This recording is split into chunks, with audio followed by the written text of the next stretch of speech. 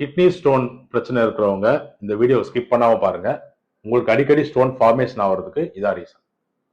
பொதுவாக kidney stone இருக்கிறவங்க கேட்கிற கேள்வி இதுதான், என்ன சாப்பிடக்கூடாது டாக்டர், என்ன சாப்பிடாம இருந்தா எனக்கு கல் வராது அப்படின்னு கேட்பாங்க. அப்படி லிஸ்ட் போட்டா வெறும் கஞ்சி தாங்க குடிக்கணும்.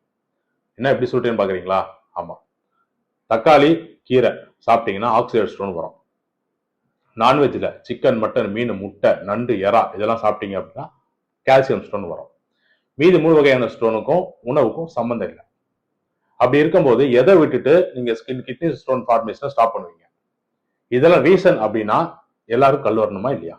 என்னைக்கு யோசிச்சிருக்கீங்களா? ரைட். அப்ப இதுக்கு என்னதான் காரணம்? சைக்கோடைனமிக்ஸ் ரீசன். மன ரீதியான காரணம் என்ன? கரைக்க முடியாத கோபம் தான் கரைக்க முடியாத கல்லுக்கு காரணம். என்னடா எப்படி சொல்றேன்னு பாக்குறீங்களா?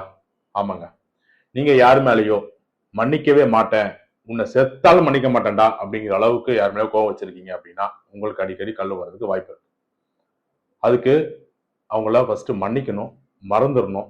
கூட வச்சுக்கோங்கன்னு சொல்ல, தூரம் வச்சிருங்க, ஆனா மன்னிச்சிருங்க, மறந்துடுங்க. சரி, இந்த கிட்னி ஸ்டோன் வந்துருச்சு அப்படின்னா என்னெல்லாம் சிம்டம்ஸ் இருக்கும்? கிட்னி இங்க தான் இருக்கு, பின்னாடி இருக்கு. இங்க இருந்து பெயின் ஸ்டார்ட் ஆகும். உங்க கல் இறங்க இறங்க இறங்க யூரிட்டர், இங்க யூரிட்டர் ஃப்ரண்ட்ல பெயின் வரும்.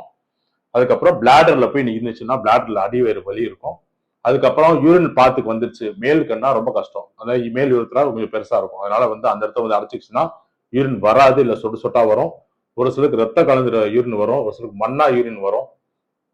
யூரின் போகும்போது எரிச்சல் இருக்கும், கடுமையான வலி இருக்கும், உருளுவாங்க, வாந்தி இருக்கும், கொமட்டல் இருக்கும். ஒரு சிலருக்கு தொடையில மேல் பகுதியில வலி இருக்கும். இதெல்லாம் தான் கிட்னி ஸ்டோனுக்கான சிம்டம்ஸ். ஸோ கிட்னி ஸ்டோனை ஹோமியோபதி மெடிசன் சாப்பிடும்போது ஸ்டோனை எவ்வளவு பெரிய சைஸா இருந்தாலும் சரி, 30 mm வரைக்கும் நான் ஸ்டோனை பர்சனலா வெளியே உடைச்சு வெளியே எடுத்திருக்கோம், ஹோமியோ மருந்து மூலியமா மட்டுமே. ஸ்டோன் ஃபார்மேஷனையும் ஹோமியோ மெடிசன் ஸ்டாப் பண்ணிடும்.